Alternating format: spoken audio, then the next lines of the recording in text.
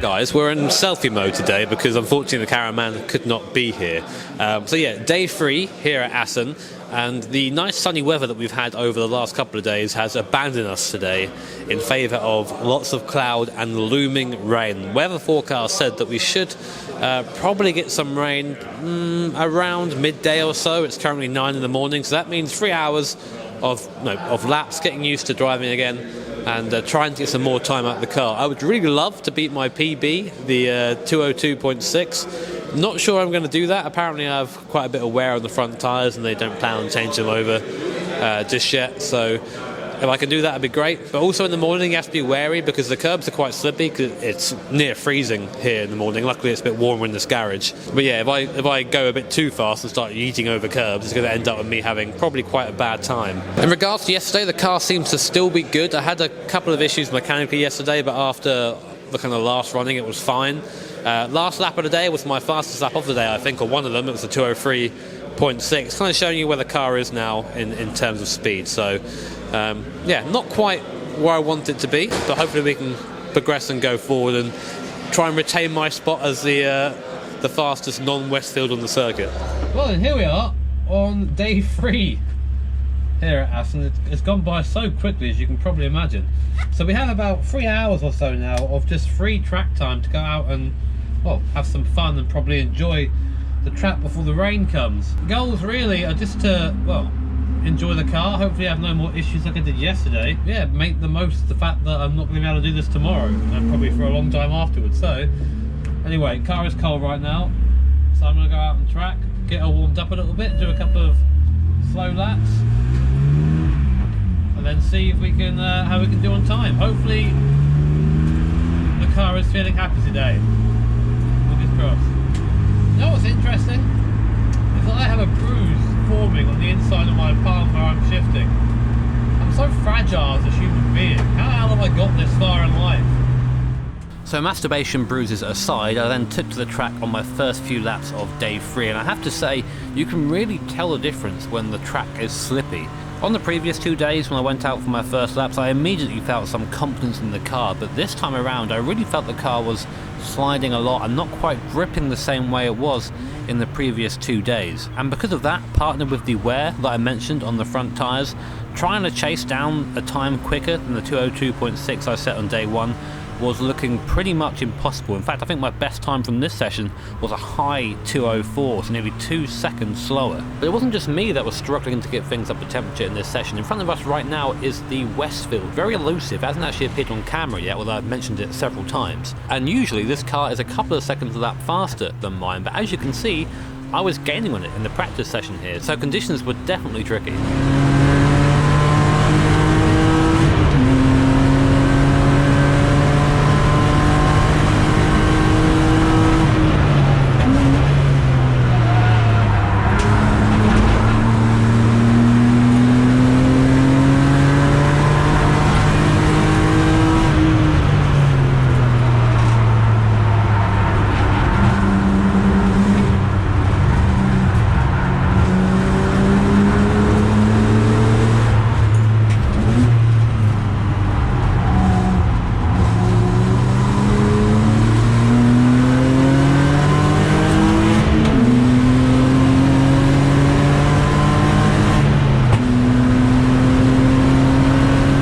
So that's the first session kind of done and dusted. It went okay. The track was fairly cold at the start. I'm not sure if that's a good or a bad thing, really. iRacing's kind of ruined my perception of track temperatures. They switched over the front tyres, so from left to right, right to left, and it kind of helped a little bit, but I'm still think I'm suffering from a little bit of a kind of front tyre wear, especially through the long right hand. I mean, I'm cranking on a lot of lock through there, to be fair, so maybe I need to work on my line through there instead of just scrubbing the front tyres. Time-wise, I'm back where I was yesterday, 203.6, my fastest lap again, so pretty much back there again.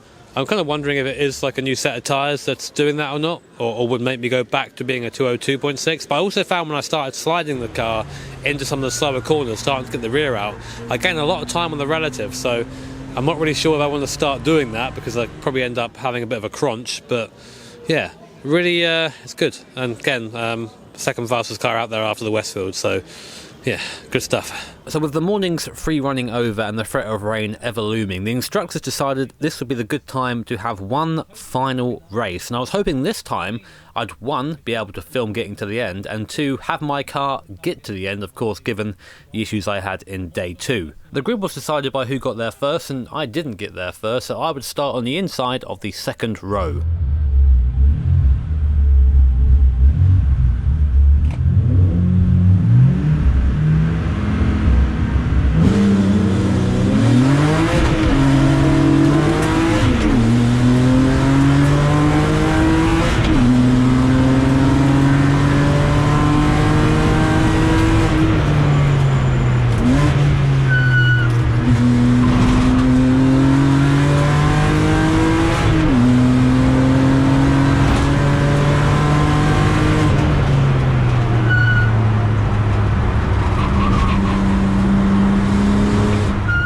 After what was a pretty ideal start, going from 4th to 1st before even getting down to the first corner, I settled on just looking ahead and trying to get into a nice rhythm. Now, I didn't have any relative or gaps available to me, but at a guess, I think at the end of the first lap I already had about a 2-second lead over Neil, so I was just trying to focus on extending that as much as possible, whilst also being wary of the skies, which were growing ever darker.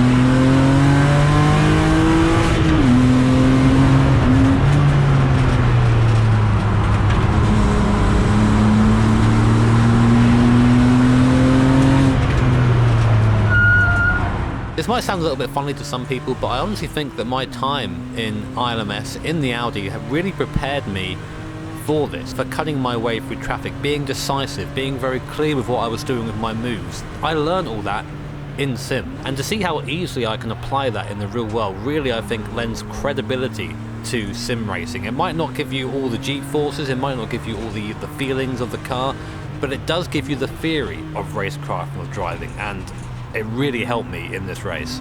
But lapping traffic would very quickly become secondary, because if you look at the windscreen, yep, that's rain. We only had a few laps left of the race, and mercifully the rain wasn't too heavy. But even with the light shower, the track became completely different, and all the grip that I got used to over the course of the race suddenly evaporated, and lap times started to grow.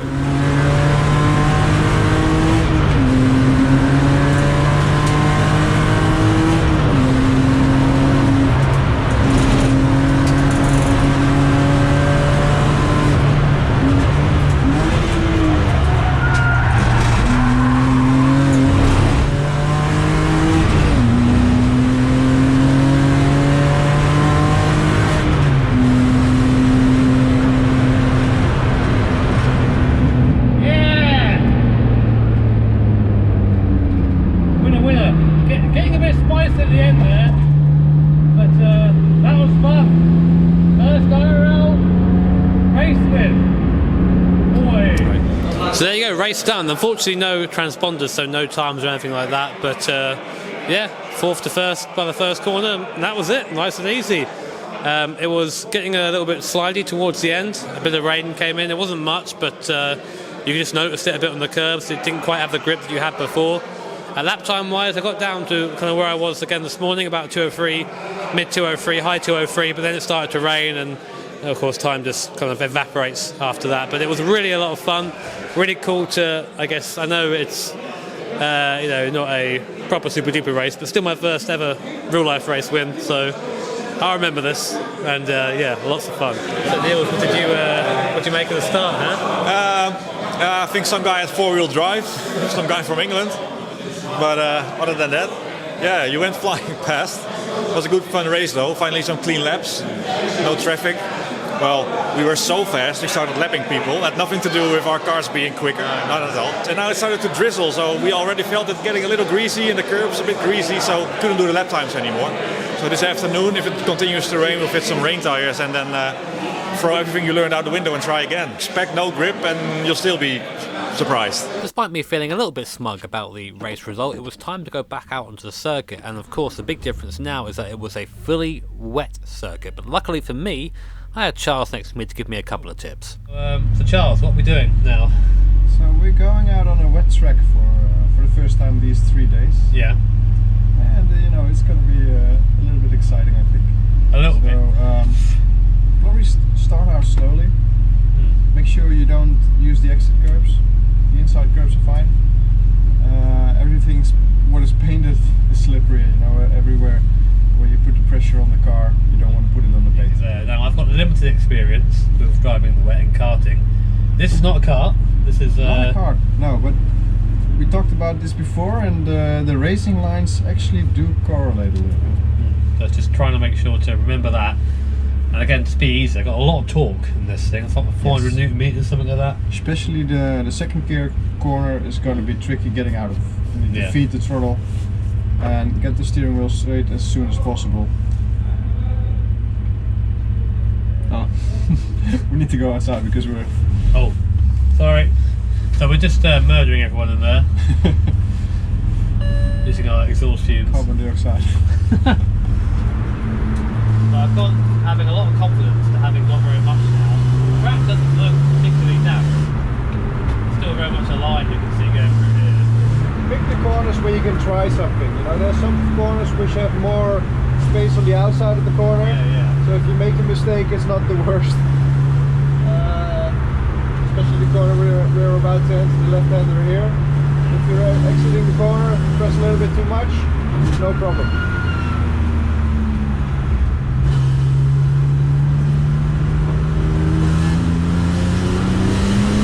Look out for those curves. Can't touch this curve here, these curves on the inside. The inside, no problem. The other thing is we're on the racing line where we're touching it on the inside. Yeah. So the racing lines can be greasy. Okay. So I can go inside here? You'll feel it. No. That's an answer. That's your answer right there. So as you can see at the start of the session, I was very tentative with my right foot in this BMW 130i. It's my first time driving, I guess, in anger on a wet track in something that isn't a kart, which is a little bit different, of course. So I was just trying to focus on what Charles was telling me about crossing over the dry line on a wet track. However, as the session went on, the rain got heavier and started to catch out one or two people. Look out. Focus where you want to go.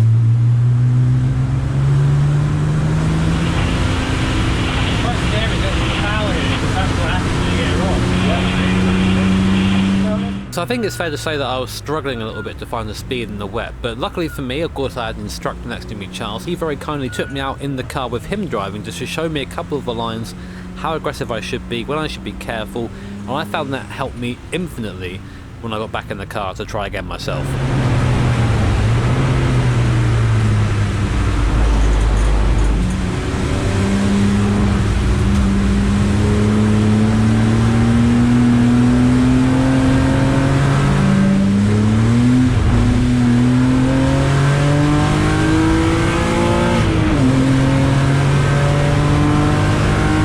After Charles's tuition, I felt a lot more confident driving in the wet, and I wasn't really afraid of getting it slightly sideways on occasion because I knew up to a certain point I could bring it back fairly easily, but I think I started off maybe a tiny bit too confident.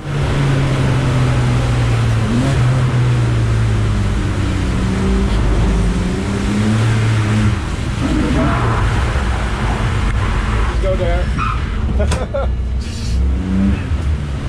So you corrected just a little bit too much. Yeah. So we went the other side.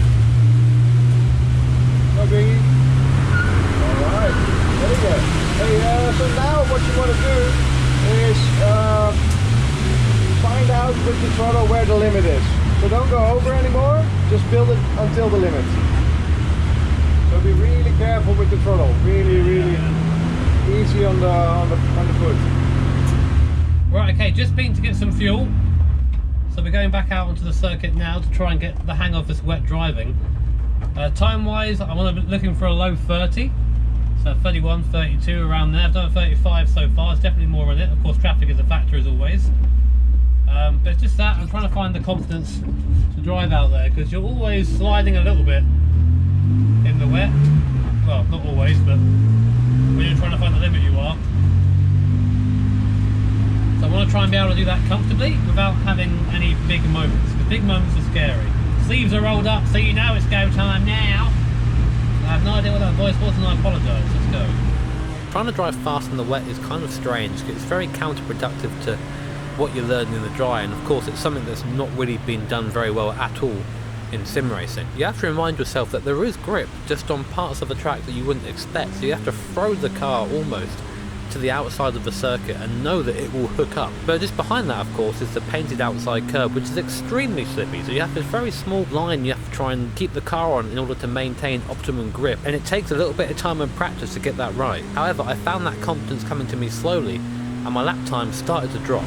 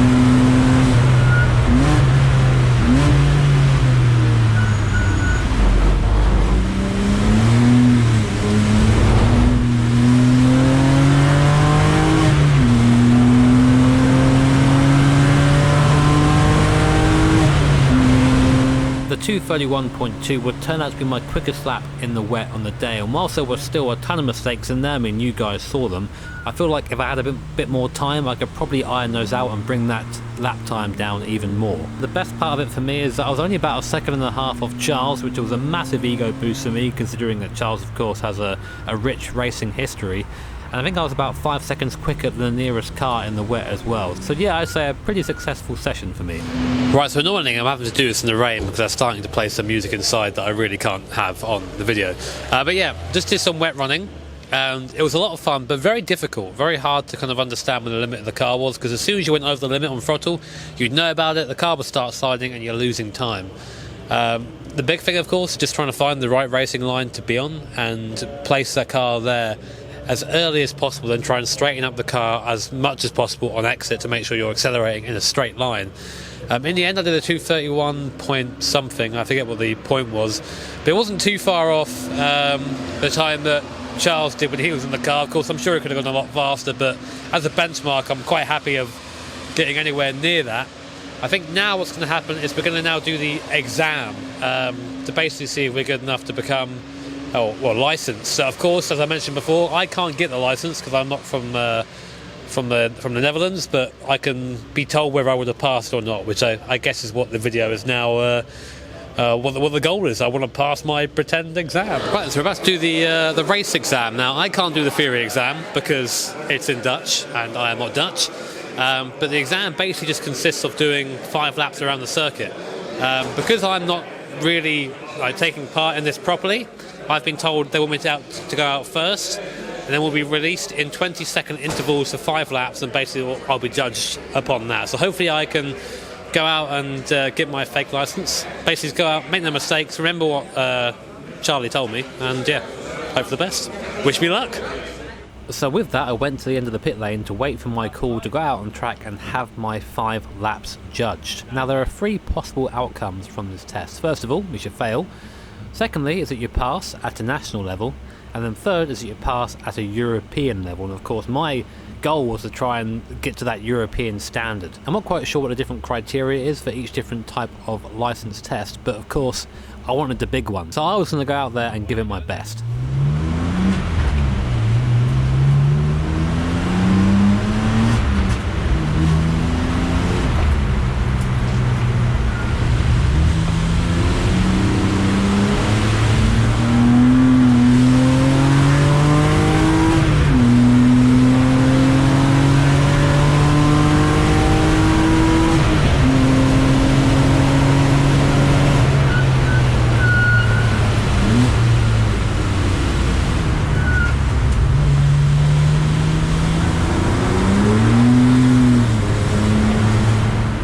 First flying that was going pretty well. I wasn't really pushing too hard because I knew it wasn't all about lap time, more about just being competent. But at the same time, of course, I wanted to try and impress the examiners, so I was going at about 90% I think of what maybe was possible if I was trying to push.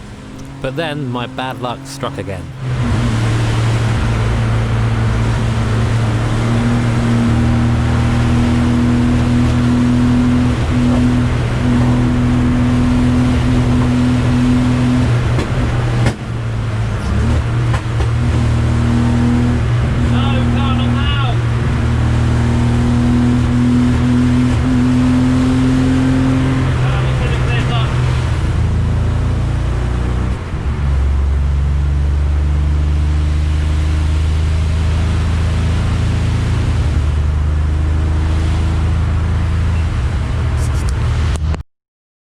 So yeah, a little bit of a disaster really. Unfortunately, on the second lap, the fault that I had yesterday kind of came back, and I found myself running on 5 cylinders again. No warning, just let off the throttle, went to go back onto it again, and then there was just nothing. So unfortunately, didn't really get to complete that part of the exam. I wasn't really doing it anyway, so it was just a bit of fun. But I'll ask anyway and see what they think and see if I would have passed or not. But yeah, it's definitely annoying because it's a lot of fun driving here. It kind of means my day's over as well, but yeah, oh well.